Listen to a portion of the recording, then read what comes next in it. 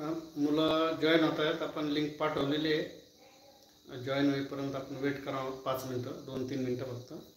मग आपण पुढे घेऊयात. 15-20 मिनटं घेऊ आज.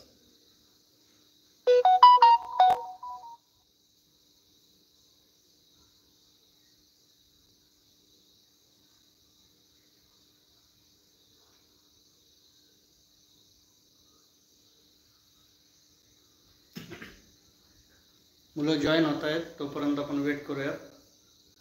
2-3 मिनटं वेट करूयात.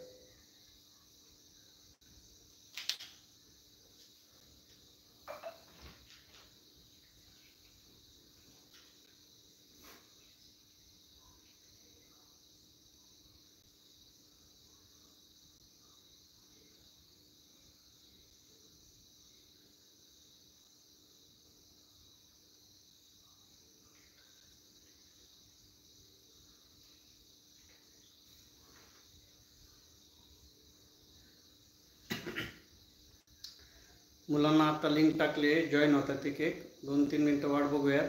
मग आपण थोडा वेळ घेणार आहोत. तोपर्यंत कोणी इकडे रीड करा, वाटलंच वाचा.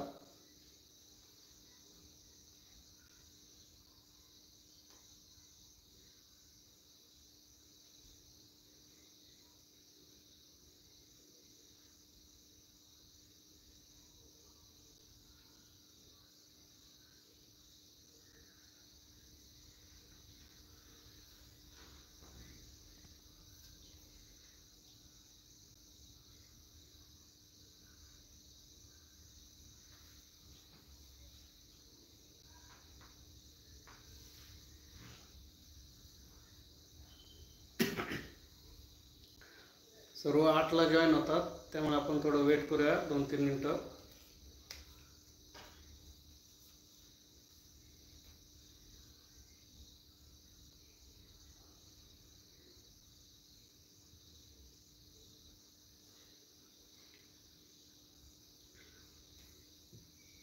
आपण तसं कालपर्यंत याच्या आधी वेक्टर बघितलंय, प्लाझमिड बघितलंय. आज आपण जे काही बघितलंय त्याच्यामध्ये समजा जे प्रोडक्ट आहे ते प्रोडक्ट आणि डिसऑर्डर हे समजून घेणार आहोत. यात काही आज जास्त फक्त तुम्हाला काय डिसऑर्डर कोणती आहे, डिसीज आणि हेल्थ कंडिशन, या 3 गोष्टी लक्षात ठेवायच्या आज. डिसऑर्डर, डिसीज, हेल्थ कंडिशन आणि रिकॉम्बिनंट प्रोटीन्स. आपण 2-1 मिनटं वेट करून लगेच सुरू करणार आहोत. आणि आपण प्लाझमिड वगैरे काय ते पण समजून घेतलंय, क्लोनिंग व्हेक्टर काय ते समजून घेतलंय, RDNA टेक्नॉलॉजी काय ते समजून घेतलंय. आता या RDNA टेक्नॉलॉजीने काय काय आपल्याला दिलेत, कोणते कोणते प्रकारचे प्रोटीन फॅक्टर दिले आहेत, रिकॉम्बिनंट प्रोटीन्स दिले आहेत, ते आपल्याला बघायचे आहेत. आणि मग हे आज बघणार आहोत. थोडं तुम्ही रीड करा, तुम्ही बघा, आणि आपण 2-3 मिनिटात सुरू करूया.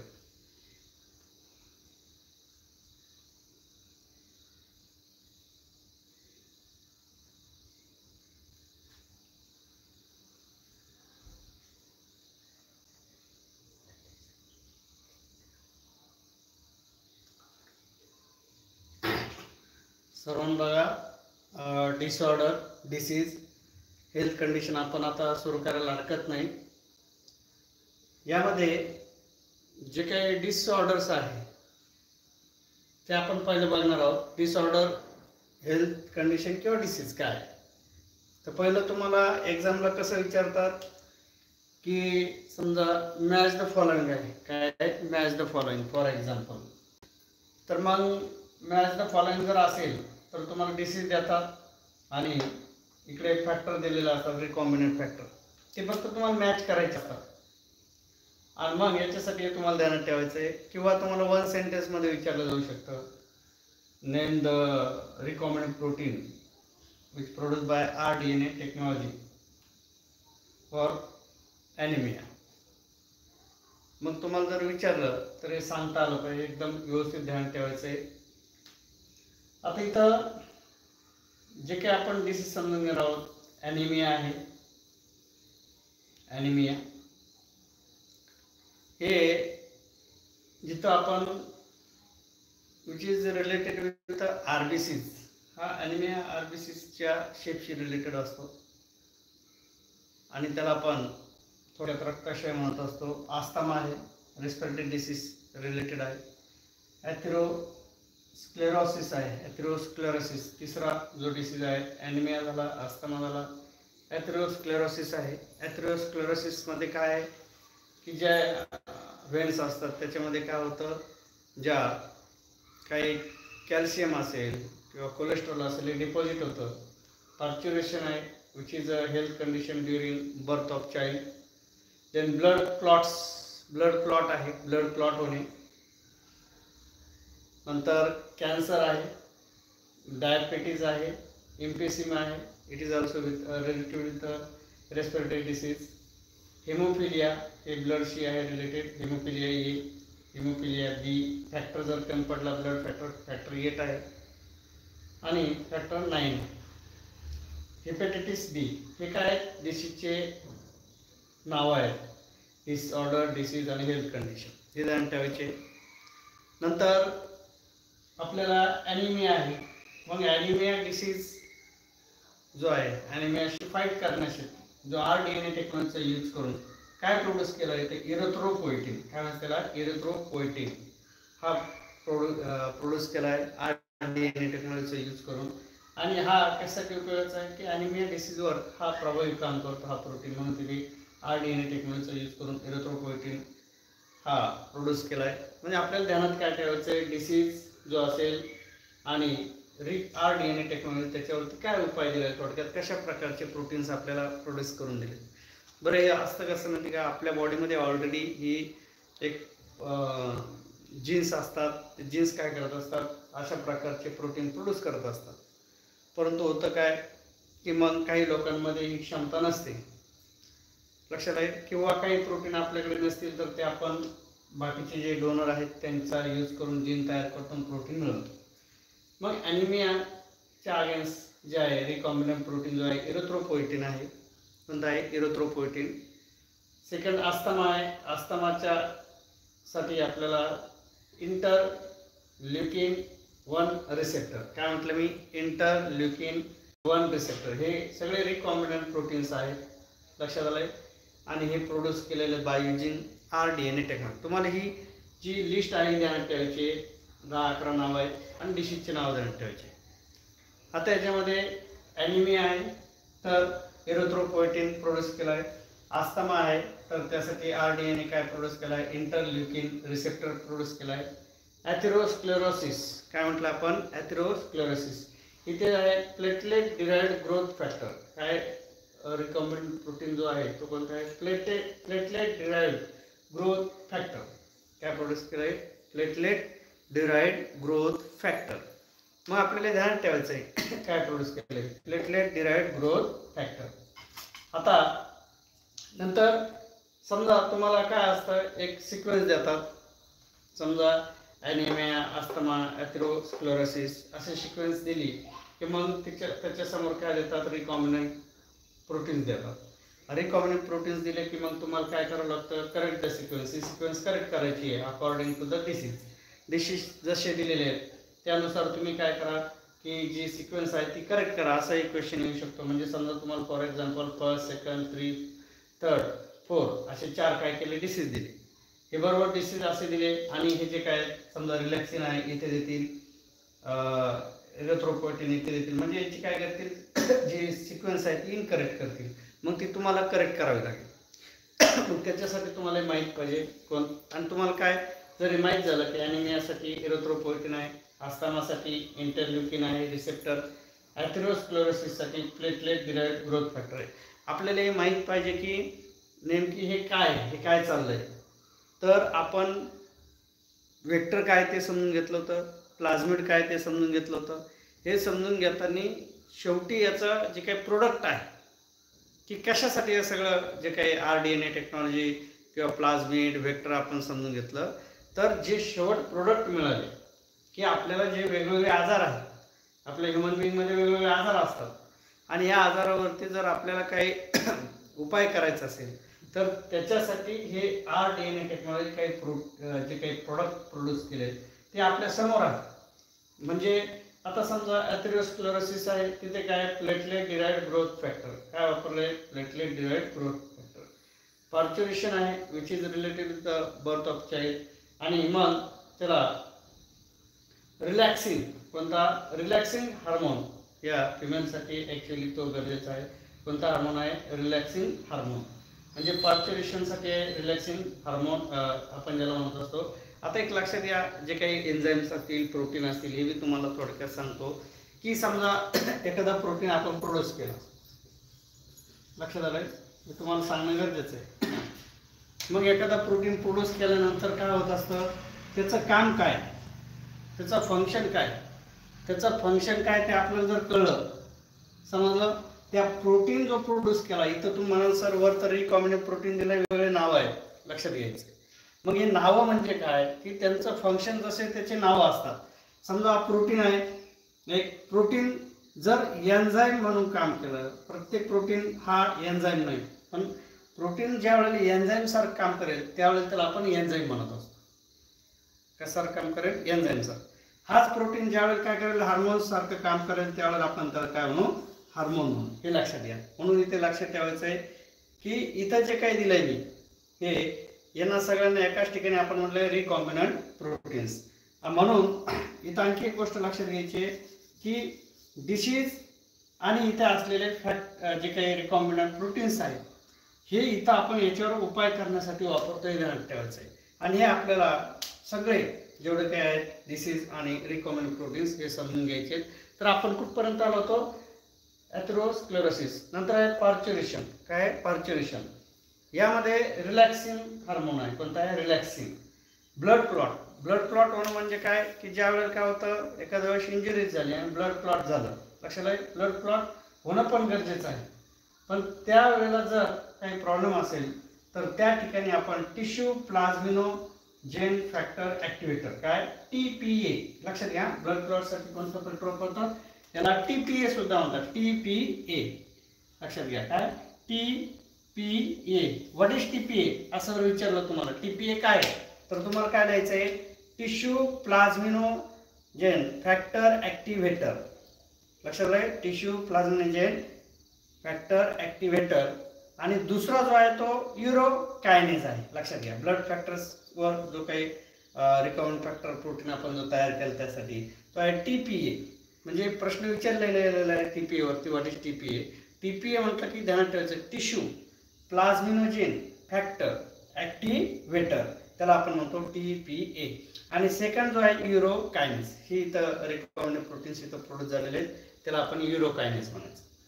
नंतर कॅन्सर आहे. कॅन्सर आपल्याला माहिती आहे which is related with cell division. या सेल डिव्हिजनचं जर अनकंट्रोल ग्रोथ झाली किंवा डिव्हिजन झालं तर त्यावेळी कॅन्सर होतो. आता इंटरफेरॉन्स काय वापरलं, तिथं जो प्रोटीन त्या ट्रीटमेंटमध्ये वापरला तो इंटरफेरॉन्स आहे. इथं इंटरफेरॉन्स ट्यूमर निक्रोसिस फॅक्टर, काय, ट्यूमर निक्रोसिस फॅक्टर, इंटरफेरॉन्स आहे, ट्यूमर निक्रोसिस फॅक्टर आहे. इंटरल्युकिन आहे, काय म्हटलंय, इंटरल्युकिन. इथं तुम्ही थोडंसं गोंधळू शकतात की इंटरल्युकिन इथं आस्थमामध्ये पण आहे, पण तो इंटरल्युकिन फर्स्ट रिसेप्टर आहे, लक्षात घ्यायचं आहे. हा फक्त काय, इंटरल्युकिन आहे.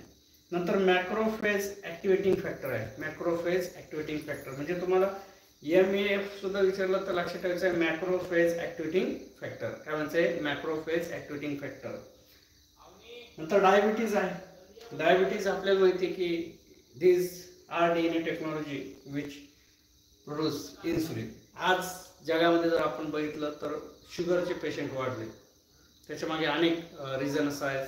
लाईफस्टाईल आहे, स्ट्रेस आहे, डाएट आहे, आणि जे काही खाणं पिणं आहे त्याच्यामध्ये जे काही केमिकलयुक्त जे काही सगळं आहार आता तयार झाला आहे आपण जो घेतो, त्याच्यामुळे हे चान्सेस आहे. आणि त्याच्यामागे आणखी एक जीन्स एक फॅक्टर आहे, जीन आहे त्याच्यामागे फॅक्टर आहे की जर काही ठिकाणी काय होतं, जीन फॉर इन्सुलिनच नसतो, म्हणजे असतो पण तो काय असतो, डिफेक्टेड असतो. मग त्या व्यक्तीमध्ये काय होतं, इन्सुलिनच तयार होत नाही, इन्सुलिन प्रोड्यूस होत नाही. मग अशा लोकांसाठी वरदान आहे इन्सुलिन. म्हणजे आपण एक लक्षात घ्या, DNA टेक्नॉलॉजी अत्यंत आवश्यक अशी टेक्नॉलॉजी आहे.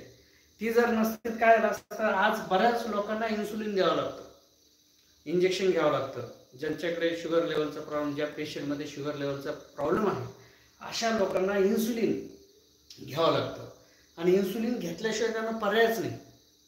आणि आपण सुद्धा एक लक्षात घ्यायचं, आपल्या लाईफमध्ये स्ट्रेसची सवय असावी पण स्ट्रेस नसावा.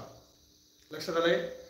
शुगर ज्यामुळे शुगर वाढते, कमी होते किंवा जे आहे ते इन्सुलिन जरी असेल तर आपलं खाणं पिणं डाएट हे अत्यंत टायमिंग इज मोस्ट इम्पॉर्टंट.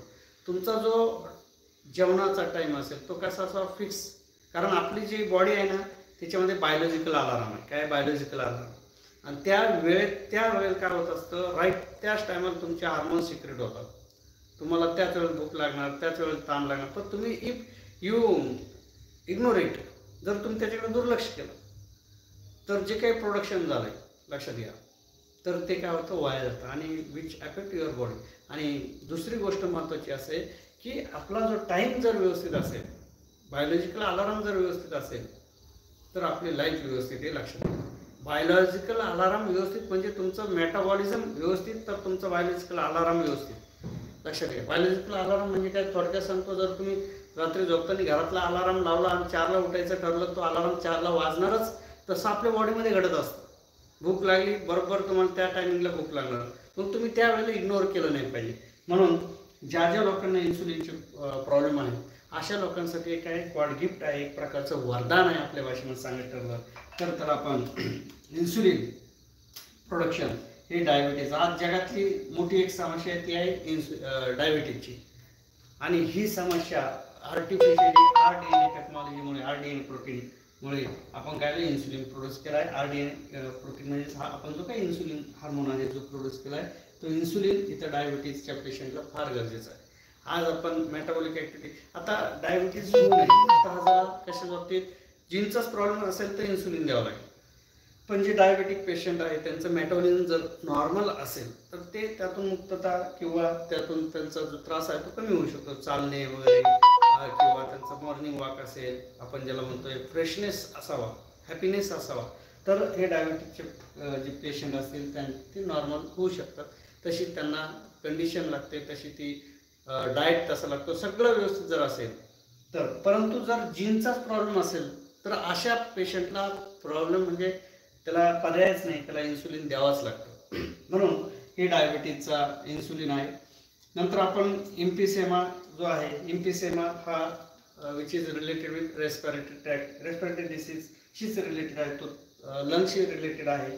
आणि म्हणून अल्फा अँटीट्रिप्सिन, लक्षात ठेवा काय म्हटलं मी, अल्फा अँटीट्रिप्सिन एम्फिसेमावरती याचा उपयोग केला जातो. आता नंतर हेमोफिलिया आहे. काय हेमोफिलिया आहे, हा सुद्धा ब्लड फॅक्टरशीच रिलेटेड आहे. हेमोफिलिया फॅक्टर 8 हे जे काही क्लॉटिंग फॅक्टर असतात त्यापैकी फॅक्टर 8 हा इथं प्रोड्यूस केला जातो. म्हणजे काय होतं, समजा याची कमतरता असेल तर हा डिसीज होणार. मग हा फॅक्टर काय करायचा, आर्टिफिशियल प्रोव्हाइड करायचा, त्याला आपण म्हणतो फॅक्टर 8. नंतर आहे हेमोफिलिया बी, त्याच्यासाठी फॅक्टर 9. हे तर तुमच्या लक्षातच राहील, haemophilia A, haemophilia B, factor 8 आणि फॅक्टर 9. आता जनरली आपण विचार केला तर इथं काही असे डिसीज आहेत की जे तुम्हाला अननोन असतील, परंतु ते डिसीज जगामध्ये काय होतात, स्प्रेड होत असतात. आणि त्याचे काही कारणं असतात, काही जीन असेल किंवा वेगवेगळे काही पोल्युटेड सबस्टन्स असेल, पोल्युशन असेल, हे सुद्धा याला रिस्पॉन्सिबल आहे. नंतर आहे हेपॅटायटिस बी. काय हेपॅटायटिस बी, आता हेपॅटायटिस बी हा कावळ्याचाच प्रकार आहे. तो जनरली हा जो हेपॅटायटिस बी आहे याच्यासाठी वॅक्सिन आहे. आता तुम्हाला एक सांगतो, हेपॅटायटिस बी जी आहे वॅक्सिन, ही वॅक्सिन जर आधी घेतली, हेपॅटायटिस बी जर घेतली आधी, तर हेपॅटायटिस बी वर काय प्रभावी वॅक्सिन आहे, प्रभावी. म्हणजे त्याला जर समजा हेपॅटायटिस बी झाला, लक्षात आहे, आणि व्हायरल लोड जास्त असेल तर त्यांना एक ती मग टॅबलेट चालू होते, गोळी चालू होते. आणि ती गोळी मग त्यांना शक्यतो त्याचा रिस्पॉन्स किती आहे, व्हायरल लोड किती आहे त्याच्यावरती अवलंबून असतं. पण हेपॅटायटिस बी जर झाला तर मग ती गोळी कंटिन्यू असते. आणि जर होऊ नये म्हणून आधी व्हॅक्सिन दिली जाते, ती आहे हेपॅटायटिस बी वॅक्सिन. जी वॅक्सिन ऑलरेडी RDNA टेक्नॉलॉजी तयार केली आणि ती उपलब्धच असं आहे, शॉर्टेज असू शकतं. कारण तिचं जरी हेपॅटायटिस बी जरी समजा जास्त स्प्रेड होत नसेल तरी पण तो आपण ज्याला म्हणतो की आधी पूर्व काळजी म्हणून व्हॅक्सिन दिलं जातं, त्यातील हेपॅटायटिस बी व्हॅक्सिन जर घेतलं तर पुन्हा म्हणजे होऊ नये म्हणून हेपॅटायटिस बी जर घेतलं तर हेपॅटायटिस बी होत नाही. त्यावेळेसच प्रकार आहे आपण ज्याला म्हणत असतो. अशा प्रकारे तुम्हाला हे डिसीज ध्यानात ठेवायचे आणि इकडचे त्याचे रिकॉम्बिनंट प्रोटीन्स ध्यानात ठेवायचे आहे. आज आपण हे थोडक्यातच बघितलंय की डिसीजचे नावं बघितले आणि रिकॉम्बिनंट प्रोटीन बघितले. फक्त एकदा पुन्हा रिव्हिजन म्हणून सांगतो, नावं सांगतो. Anaemia, asthma, atherosclerosis, parturition, blood clots, cancer, diabetes, emphysema, haemophilia A, haemophilia B, hepatitis B. लक्षात घ्या, हे नाव तुमचे ध्यानातच राहिले पाहिजे.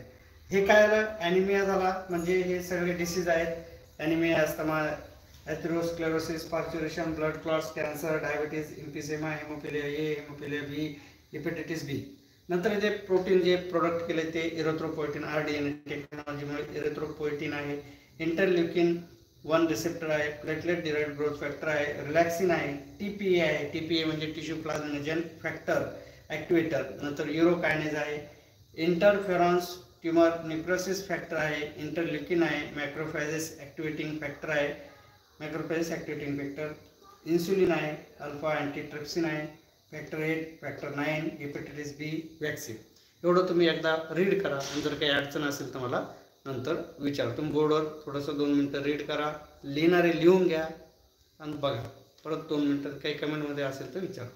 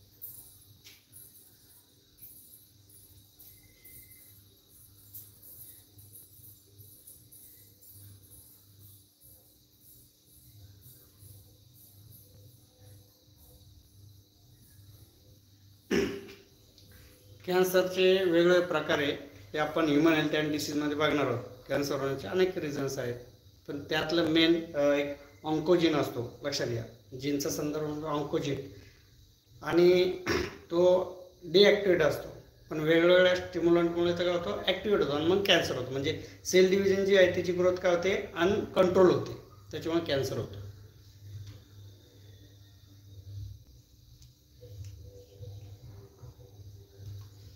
त्याचा आज फोटो वगैरे काही टाकणार नाही, कारण तुम्ही लिहित नाही. लक्षात, हे तुम्ही लिहिलं की तुमच्या लक्षात येतं, स्पेलिंग लक्षात येतं. तुम्ही लिहून घ्या व्यवस्थित आणि 2 मिनिटानंतर मग आपण बंद करू.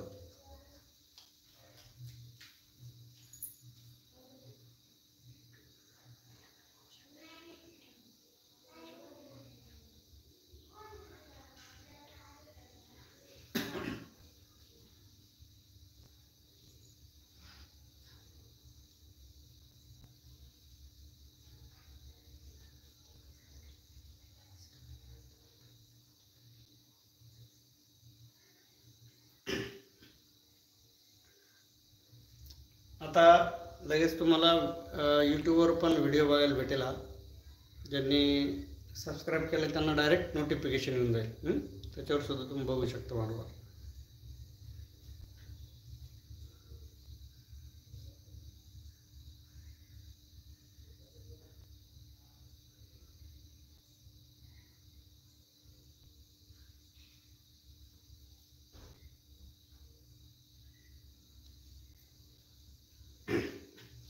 इन्सुलिन हे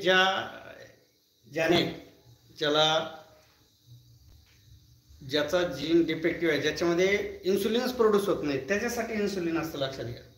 बाकीच्या लगेच ही लास्ट स्टेज नसते. हे कंट्रोल करता येतो, त्याला बाकीच्या काही ट्रीटमेंट आहे. त्यातल्या मेनली म्हणजे आपण चालणं, आपला डाएट, मी सांगितलं शिकवतो, चालणं, खाणं जे आहेत त्याच्यावर सुद्धा आपला हे, आणि डाएट लक्षात घ्या, आपण कंट्रोल करू शकतो.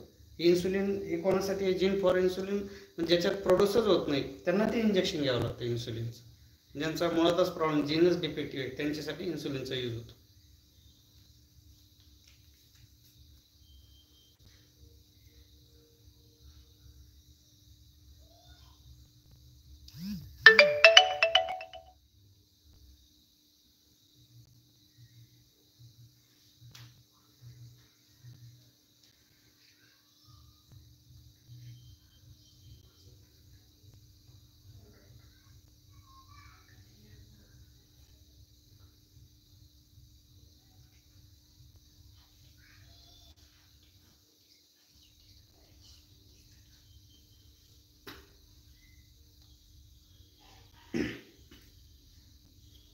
आणि हे जरी लेक्चर आता झालं असेल तर तुम्ही ते पुन्हा बघू शकता. तुम्ही ती लिंक ओपन करून तुम्हाला उद्या दिसू शकतो. उद्या दुपारनंतर दिसेल, प्रोसेस होत असते, नंतर तुम्हाला पुन्हा बघायला मिळतो.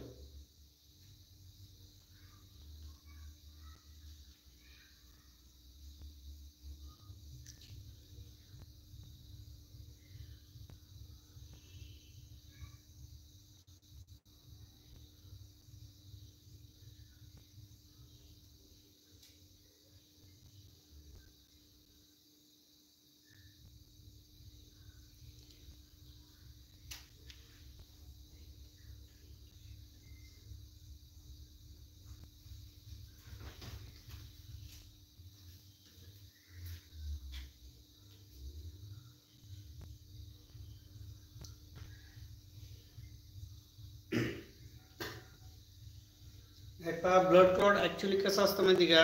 ज्यावेळेला आपल्याला जखम होते, इंजुरीज झाली की काय होतं असतं, इथं ब्लड क्लॉट व्हायला पाहिजे, लक्षात आहे.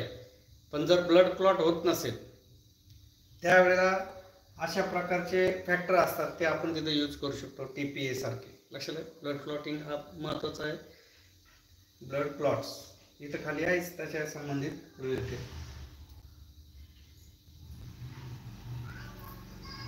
ब्लड क्लॉट म्हणजे ब्लडमध्ये काय होतं, कोऑग्युलेशन होतं, लक्षात.